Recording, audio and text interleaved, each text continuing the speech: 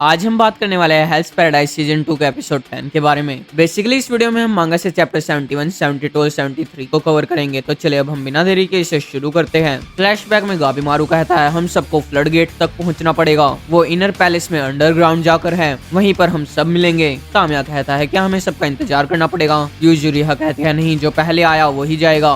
कुची कहता है उतना सिंपल नहीं है, एक बोट को चलाने के लिए कम से कम भी 5 लोग चाहिए होंगे, इसलिए कम से कम 5 को तो जिंदा रहना ही पड़ेगा। गाबीमारू अब अपनी लिमिट पर था। रीजनरेशन की वजह से उसे काफी दर्द हो रहा था। वो कहता है अगर यूई मुझे ऐसे देख लेती तो वो शौक हो जाती। काश मैं अभी उसका चेहरा देख पाता। हमें थोड़ी देर पहले बोचो सैंक्टम का सीन दिखाया जाता है। वहाँ पर चोबे, ताओफा और जूफा थे। वो तीनों तामिया, तोमा और कुची से मिल जाते हैं। चोबे कहता है चलो तोमा हमारी तरफ आ जाओ। तामिया भी कहता है हाँ जाओ। कुची कहता है क्या तुम श्योर हो।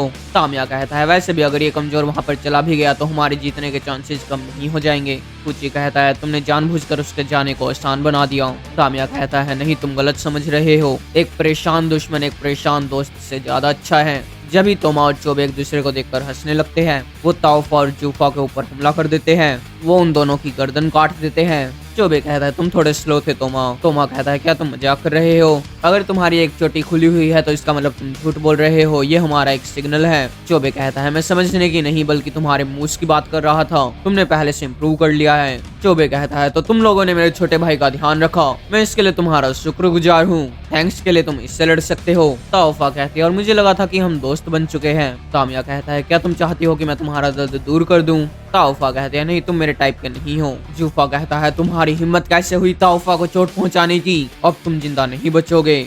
चोबे कहता है हम लोग गुंडे हैं, हम तुम्हें लूट लेंगे, हम ईओ के आजा ब्रदर्स हैं। वो दोनों पहले की तरह जूफा पर हमला करने की कोशिश करते हैं, पर अब की बार वो पहले से काफी ज्यादा इम्प्रूव कर चुके थे। वो जूफा की गर्दन काट देते हैं। जूफा फिर भी उनके ऊपर हमला करता है। चोबे कहता है तोमा तुम्हारे मूव्स पहले से अच्छे हैं। तोमा एक्साइटेड होकर थैंक्स बोलने लगता है। चोबे सोचता है जब भी वो एक्साइटेड होता है तो उसका स्कार दिखने लगता है। वो दोनों वापस उसके ऊपर हमला करते हैं। जूफा सोचता है ये दोनों एक की तरह लड़ रहे हैं, ऊपर से ये आदमी अब ताओ का इस्तेमाल कर सकता है और वो भी अच्छे से, पर जो सबसे ज्यादा बदला है वो ये आदमी है। तोमा उसके सर पर हमला करता है। तामिया ने तोमा को सिखाया था कि हमेशा मारने के लिए लड़ो। चोबे कहता है अब की बार ये पहली बार से उल्टा है। जूफा सोचता है दो लोग एक की तरह लड़ रहे हैं, नहीं ये एक दो की तरह लड़ रहे हैं। रिचुअल का भले ही कुछ हो, मैं तुम दोनों को वापस मारूंगा। दूसरी तरफ बोचो सैंक्टम के फर्स्ट फ्लोर पर ताओफा कहती है चलो इसे जल्दी खत्म करते हैं, ठीक है। तामिया उसे देखकर बिल्कुल एक्साइटेड हो जाता है। ये शेप, ये फिगर, ये बिल्कुल पेंटिंग्स की औरतों जैसी है। कुछ कहता है मैं भी इससे सहमत हूँ। ताओफा कहती है थैंक यू और वो उनके ऊपर हमला शुरू करती है। वो तामिया को जोर से पंच करती है, उसके बाद वो उसे जोर से किक मारती है। हाँ पर ये किसी बूढ़े से सुनकर मुझे काफी अजीब लग रहा है। हाँ पर तुम काफी क्यूट हो, क्या तुम मेरे साथ बोचो जुत्सु करोगे, वैसे भी तुम टैनी बन जाओगे। पूची उससे दूर हो जाता है। पूची उसके ऊपर अटैक करता है। पूची ने उसके एक हाथ को काट दिया था। पूची कहता है मुझे सिर्फ तुम्हारे ऑर्गन्स में इंटरेस्ट है। ताओफा कहते हैं वो मेरे अंदर के हिस्से, तुम जो भी देखना चाहते हो मैं दिखाने के लिए तैयार हूँ। तामिया कहता है मुझे थोड़ा सा दर्द हुआ, तुम ताकतवर हो, जब मैं तुम्हें मारूंगा तो मेरा नाम इतिहास में गड़ जाएगा। तुम मेरी ड्रीम गर्ल हो, तो क्यों ना हम थोड़ा सा क्वालिटी टाइम स्पेंड करें, सिर्फ तुम और मैं। ताओफा अपने आप को मैन में कन्वर्ट कर लेती है और फिर उन दोनों के अटैक को डोज कर देती है। ताओफा कहती है तुम काफी पास थे, तुम दोनों कितने स्ट्रॉन्ग हो। फिर वो वापस वुमेन बनकर उनके ऊपर ताओ से हमला करती है। उन दोनों की ही बुरी हालत थी। कुची तामिया से कहता है ये वो ताओ वाला हमला था, हमें उसके ताओ को समझना होगा और फिर उसके एट्रीब्यूट को समझकर उसके ऊपर हमला करना पड़ेगा।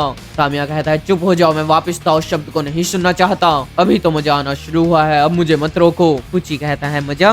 वो वापस ताओफा के ऊपर लगातार हमला करता है। ताओफा कहती है पर ताओ काफी इंपॉर्टेंट है, ये तुम्हारे एनिमी के मूव्स को पढ़ने में तुम्हें मदद करता है और इससे तुम किसी भी डायरेक्शन में हमला कर सकते हो। वो तामिया के ऊपर हमला करती है।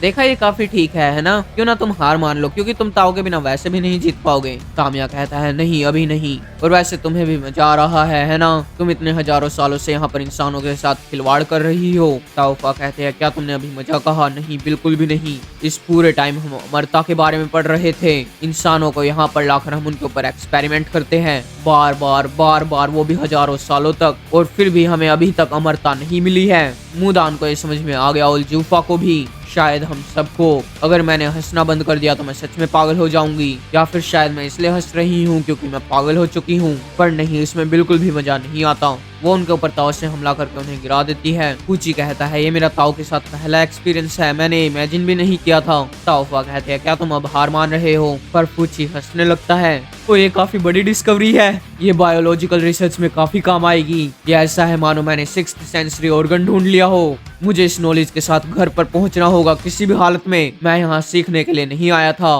पर फिर भी मुझे इतना कुछ पता लग गया। तामिया कहता है वो पल जिसमें तुम्हें एक नया खिलौना मिलता है, उसमें सबसे ज्यादा मजा आता है। ये कितना अच्छा है। उन दोनों का ताव काफी बढ़ चुका था। ताओफा कहते हैं लगता है तुम दोनों पागल हो चुके हो। वो दोनों कहते हैं और तुम भी। वो ताओफा की तरफ बढ़ते हैं। जब भी तामिया को कुछ महसूस होता है, वो ताओफा के एक अटैक को डॉज करके उसके ऊपर हमला कर देता है। और ये एपिसोड यहीं पर ही खत्म होता है।